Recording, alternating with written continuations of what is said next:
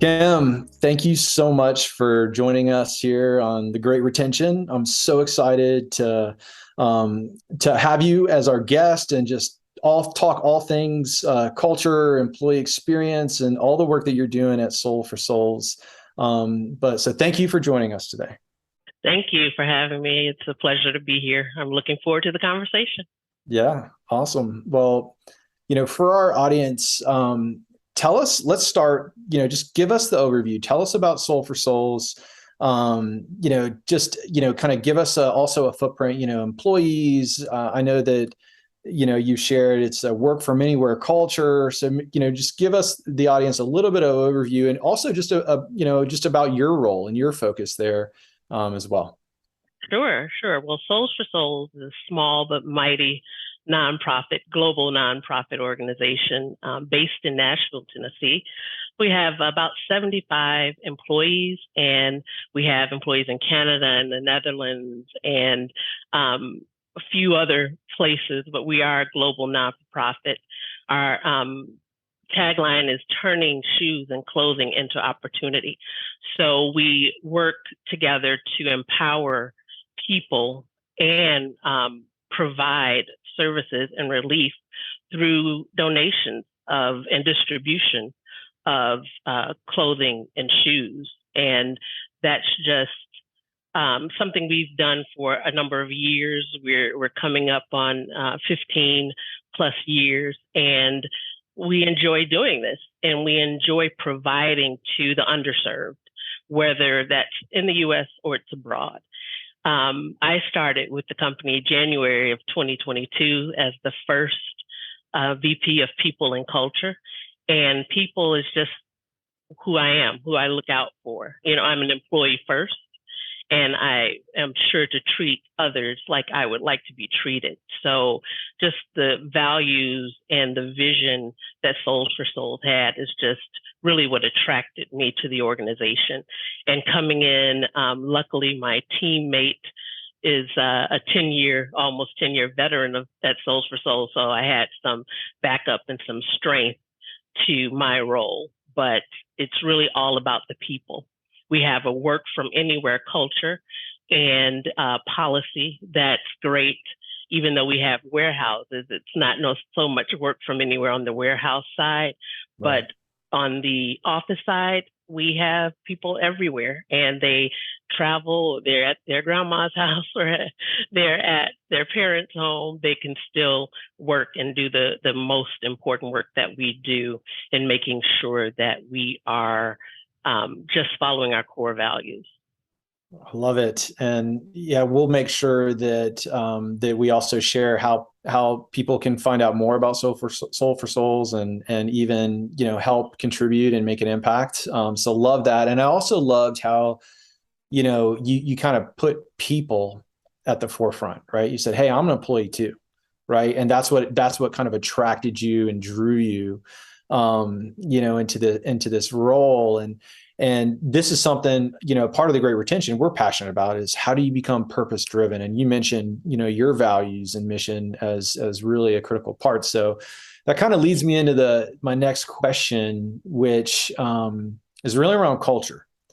Right. And so I'd love to hear, and so you mentioned a work from anywhere culture. So I'd love to hear, what does culture mean, at Soul for Souls? What does that look like? But also, what does it mean to you as a leader? Has that changed since you come in? I just just kind of that overview around culture. Would love to hear more about that. Culture to me is the character and the personality of an organization. I think it's a big deal at Souls for Souls. We push people to bring their authentic selves, to bring themselves to the table, and whatever that means. So in my opinion, an organization's culture is the personality, the goals, the vision, the background of everyone that's involved in the organization. So that's what culture really means to me. And I think that Souls for Souls already had a strong foundation. They were already global. They had a lot of people working, not just based in Nashville, Tennessee, but in other places as well. So we kind of were ahead of the game with that a little bit. But culture is just the fabric of an organization and what that looks like, and ensuring that people are comfortable, that people are just bringing themselves to the organization without hesitancy. And that's what culture means to me, and also how we really portray that and ask that of our employees to really tie into the mission, the vision, the strategy that we have.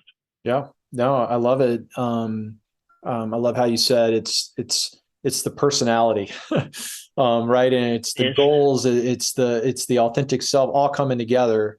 One of the things that when I speak to a lot of other leaders, one of the challenges I'll say I hear is, well, how do you maintain that personality when people don't, see each other on a regular basis, right? You work remote, but you're headquartered in Nashville, but you got folks global, right? So talk to us a little bit about that work from anywhere culture. How have you made that work, right? Are there certain things or strategies that you put in place, I guess, to keep people feeling connected? How do you keep that sustainable? Love to hear your kind of distributed teams experience there.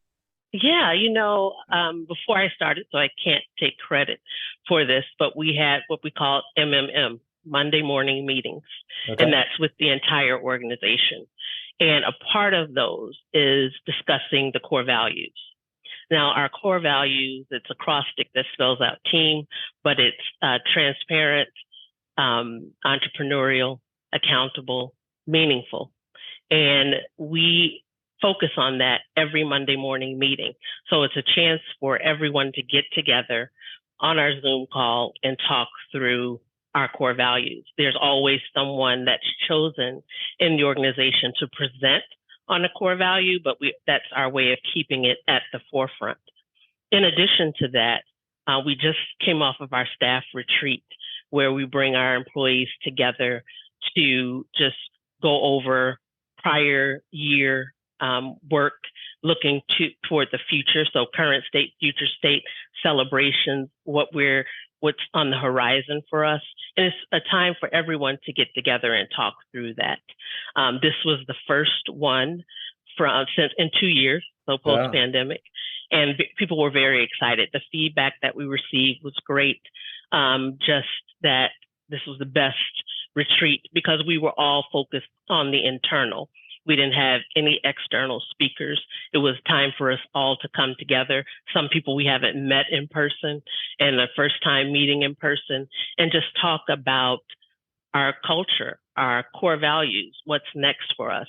Our fiscal year ends in July or June 30th, and we start July 1st. So this was a great way to get together at the beginning of our fiscal year, to meet each other and to talk through how we're all connected. I will say that our organization does pretty well with connecting via Zoom. And the icing on the cake was meeting everyone in person. And now it kind of recharged us. It gave us some more energy with meeting on Zoom. So it was like the meeting in the middle type of event. Yeah, it's funny you say that because we right now, once a quarter / every 4 months or so, we fly our whole team in, and the feedback we get is that's the most special, meaningful, Exactly. 2 days. Regardless of what else we do, that's what people are talking about. And so that kind of human connection in person, I guess that still is a recharge time. Yeah. It's a recharge time, and some of our teams get together outside of those things, and they'll meet in Nashville throughout the year and just connect. So it's just a great. It's not a mandatory thing that we put on people, but something that people want to do. And usually employees don't want a 2-day retreat, but they say, it could be longer. We do want 2 full days next year. So the survey that we put out, all of those recommendations, we're going to take into consideration and then build on what the staff retreat looks like next year. Interesting. So a couple questions on this, because this is something I feel like, it's not a one and done thing. So I love how you're saying you're doing the survey, you're going to continue to evolve and innovate on the retreats, but it's like you got to constantly be paying attention to this, I feel like, as a leadership team. And but I want to go back to one thing you mentioned about the MMM. And so you said that someone shares about, I guess, living out one of the core values. So is that, tell us a little, so I'm just curious, because this sounds like something, just a practical thing that, as a leader, like we might be able to implement for our team. But if do you mind sharing with us a little more about what that is? Sure. So each Monday morning meeting, one of our employees, they're signed one of the values to speak on and what it means to them or how they've encountered that value, whether it's transparent, entrepreneurial, accountable, meaningful, and what that means. And it rotates throughout the organization. So their name can come up, and it's really an enjoyable experience because everyone brings a different story. This last Monday, we talked about entrepreneurial, and one of our leaders, who is not the boisterous or out in front person, actually led the session and brought in one of his employees that work in the warehouse, who came to the States from Sudan and talked about what Souls for Souls meant for him and how he's going to take that entrepreneurial value back to his country and start a school, for instance. So it's just really, we pass that responsibility around. So it's not only just the CEO or the executive team, it's going to be people who work on a daily basis down in the trenches, out in the different areas that we serve, and they're going to link those core values to what their experience has been. Love that, Kim. So I'm taking notes for myself here. So thank you. We get that a lot. Yeah. Well, I mean, I feel like the personal story is what makes it real. Right. And then when you allow your team, folks on the team to share that story, they take ownership of that. So now it becomes their value. Right. And that's, to me, when that personality, that authentic, kind of self comes, and it just elevates the overall culture. So love that takeaway that you shared with us there. So that's awesome. Okay, so I've got to ask you this. So we've got the big buzzwords, right? So a few months back, the Great Resignation, which people have been talking about. Now, most recently, quiet quitting. Love to hear, from a nonprofit perspective. Hey, has this impacted you? Right? What experience have you had?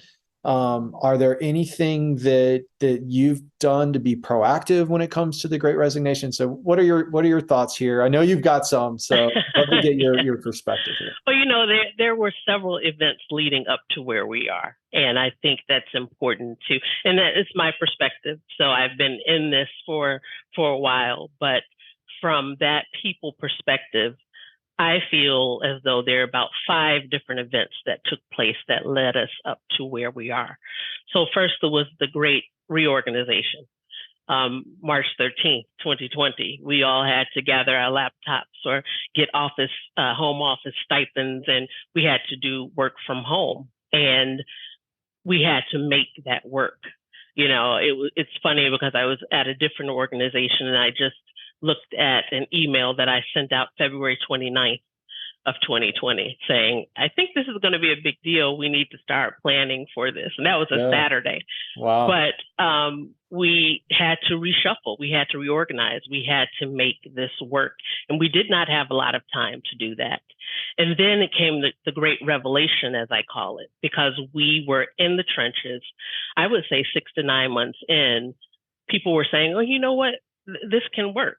I think a lot of people may have looked down on working from home in the past, but when it's all you can do to really keep afloat and keep your customers in place and everything, then you make it work. So that revelation was there. And then the Great Resignation, as you mentioned, I think that was probably around the time when we were all preparing return to work. types of plans and getting people to come back into the office and things like that. And I think people were kind of seeking for a different shelter. I think the pandemic gave us a time to reset, to reconnect with ourselves, to acknowledge where we wanted to be just in our careers. And there were people saying, you know what, I think I want to find my purpose. I don't want to go back into the office. Maybe I want to work over here where I can stay at my parents' house and work and still be very productive. And then the Great Resignation, when everyone started to resign and people started to say, you know what, I'm going to explore my options. We thought about, let's recognize who we still have in place and let's provide the incentive for people to stay with an organization that cares for them, that we share the same core values, those types of things. Yep. And then coming into the Great Retention, how are we keeping them? You know, the buzzword before was attract and retain. Right. We always had that. So now it's for real, you know, that we need to have a retention plan to keep our staff motivated, to hear from them, to hear their ideas, you know. Luckily, with our organization, we did not lose a lot of people during the pandemic. We stayed open, we stayed afloat, and very little turnover. And I would say it was probably turnover after we opened up again and things like that. And that was not for reasons you would think. It was more of, you know, just some decisions going back to school, or maybe this isn't the right fit. So, but we had a solid organization that did not experience a lot of turnover. And so here we are in that retention phase. We don't know what something else is coming up, but right now focusing on keeping our employees engaged and making sure that they are comfortable in their space. Got it.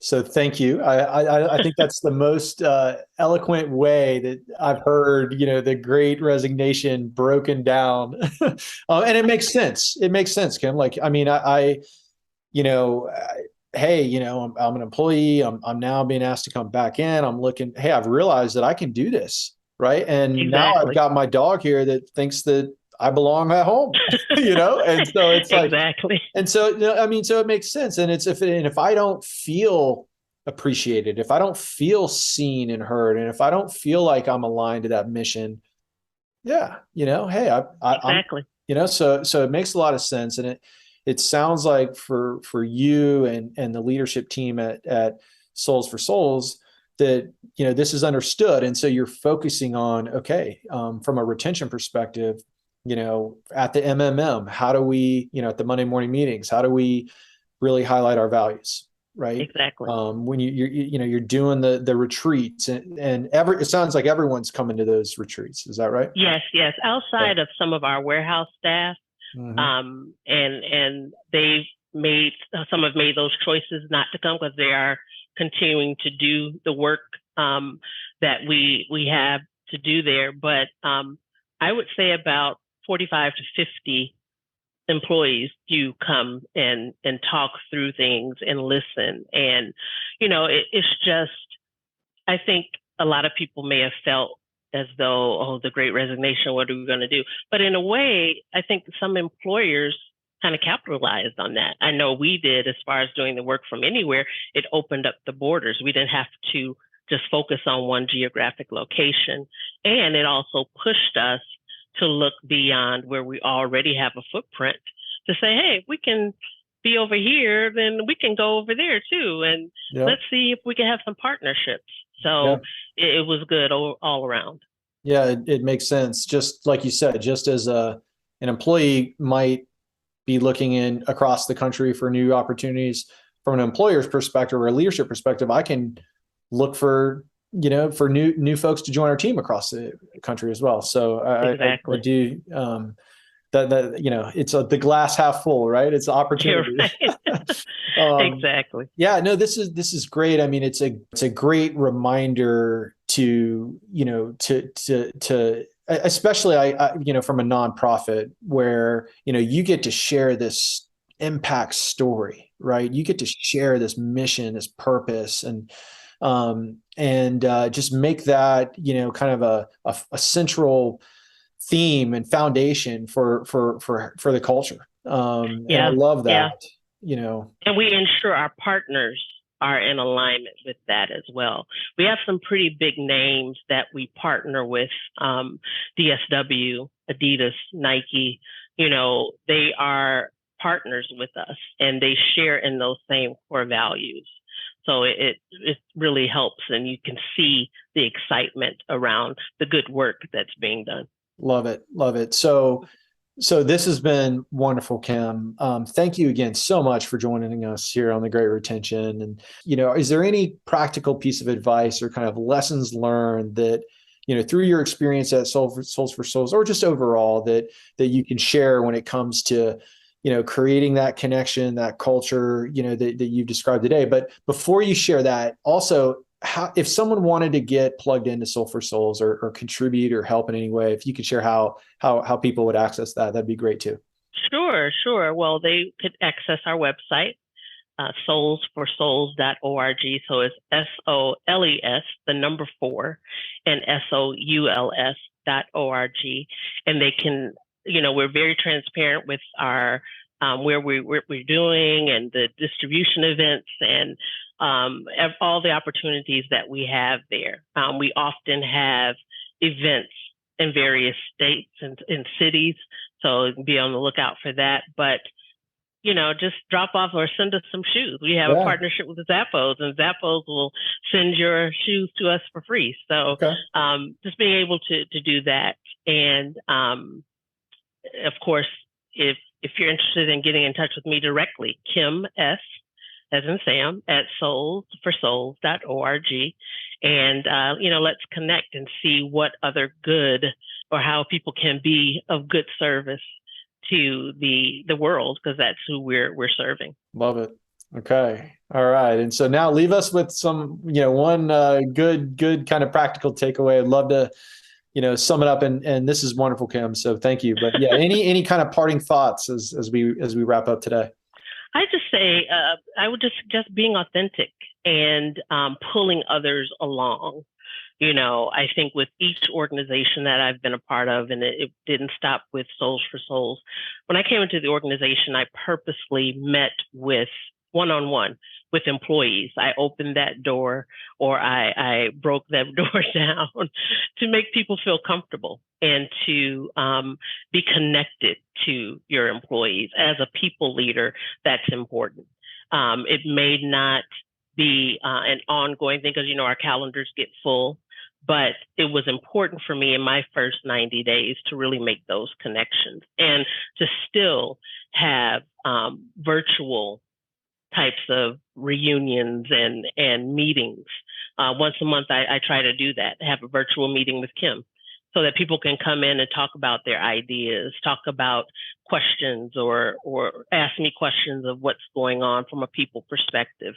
So allowing for that time and being authentic about it, being real about it. You learn so much from employees when you're talking with them. And so expand your circle is basically what I'm saying. The authenticity and just expanding your circles to let some of those folks in that you may not get a chance to meet with on a day-to-day basis. Love that. Expanding the circle. All right. Yes. I'm all about it. So, Kim, thank you again for joining us today on the Great Retention. Love the work that you're doing. Love just the leadership perspective that you bring. And it was just wonderful to get to learn more, about the organization and all the work that you're doing there today. So thank you. Thank you for having me. I'm glad that you have this platform. It's very important in this day and age. Absolutely. Thank you.